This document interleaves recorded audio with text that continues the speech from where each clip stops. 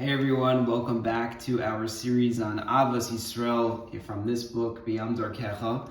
And as a very quick recap, we talked about how every Jew is a piece of Hashem's Shechina, how we can go about building that revelation by recognizing the holy soul that is embedded in every single person, and then that will bring us to love the external aspects. That's what people do, how people look, etc.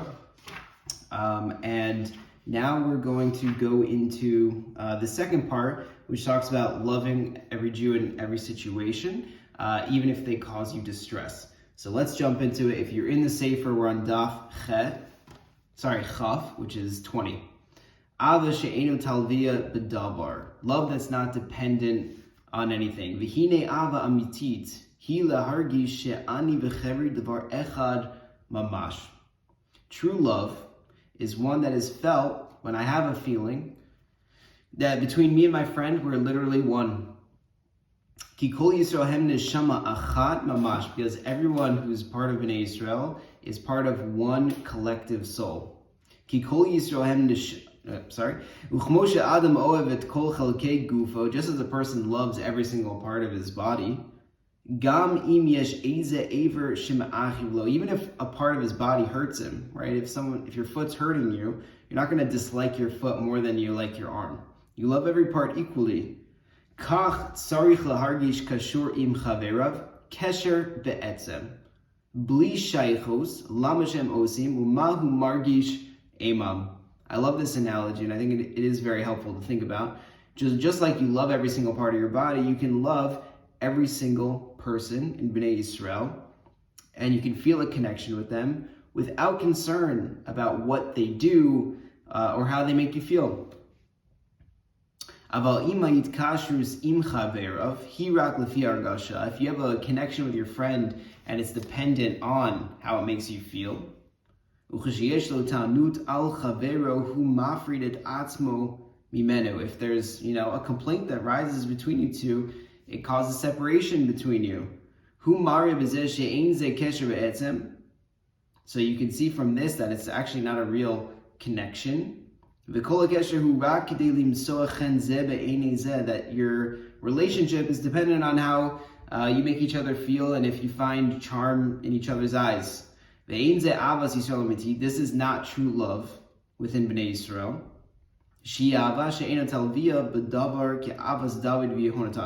That it's not a love that is completely, not independent on any other matter, but true love, or baseless love, let's say, is likened to the love between David and Yehonatan.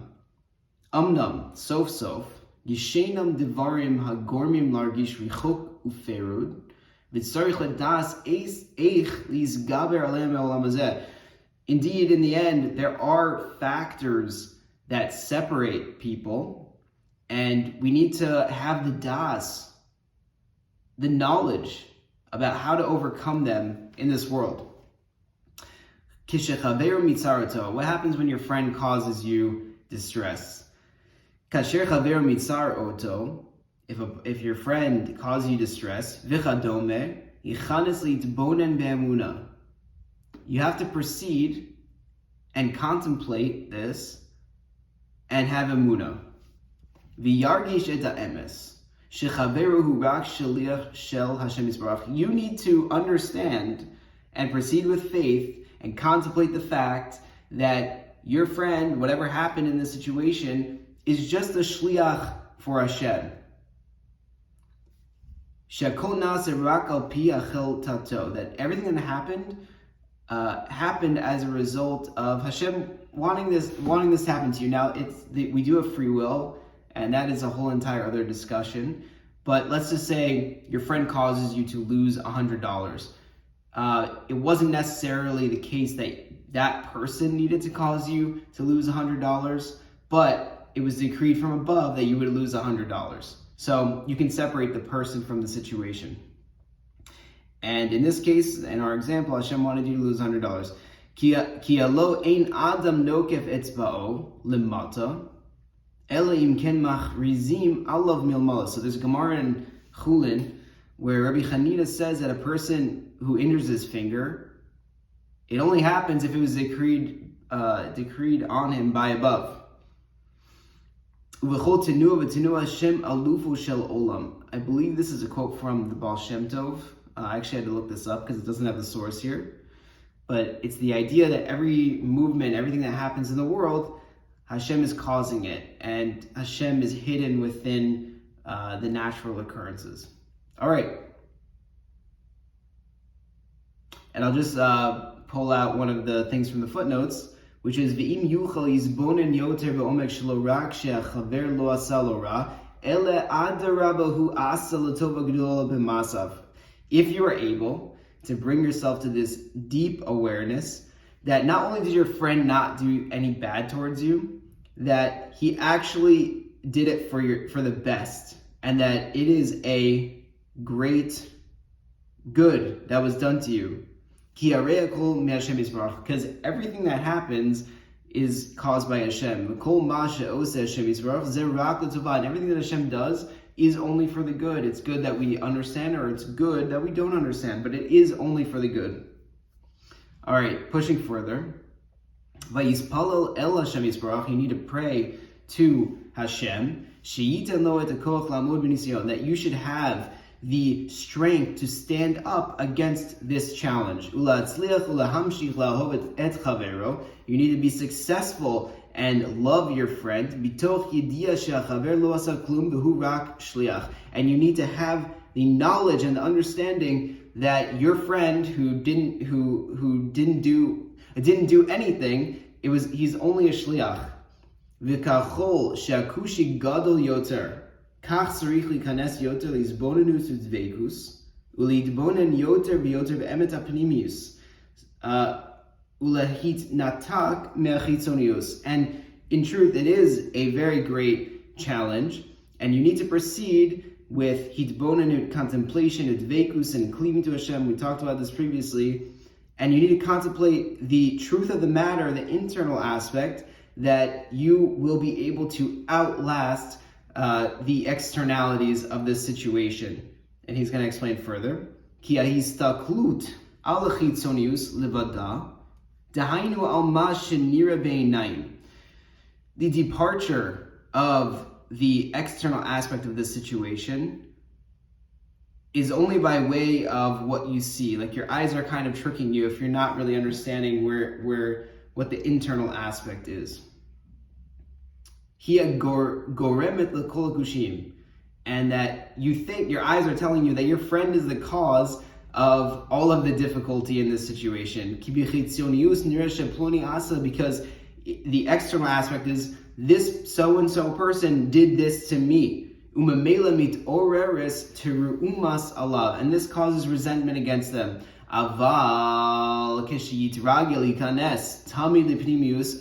when you make it a regular occurrence to proceed with looking at the internal aspect, that this was supposed to happen, you have das in the situation, it will be a comfort for your soul. Because you see Hashem's hand in every single situation. And that you realize and you understand that your friend is not actually a part of this entire thing. I'm not saying it's easy.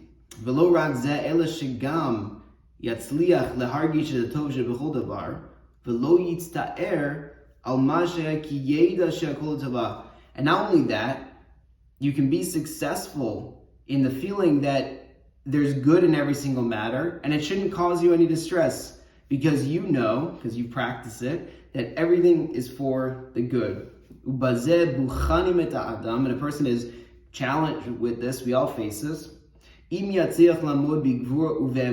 he's going to be successful and stand up with strength and faith in light of this situation, in regards to this distress or this challenge that another caused towards him, but when you see the internal aspect of the matter, and you see what really happened in truth, that everything Hashem does is for the good. Now, we're going to wrap it up very quickly. The very fact that we're learning this will probably cause, I don't want to say it would cause, but when you learn something, Hashem gives you opportunities to put it into practice. So just know that if a situation arises, that think back to this and pray on this and think about this, about how really it's not another person that's causing the situation. The situation was sent to you from Hashem, and that you can find the good in the situation, because everything Hashem does is for the good. God willing, we'll all be successful in this endeavor, and I hope you have a great rest of your day. See you.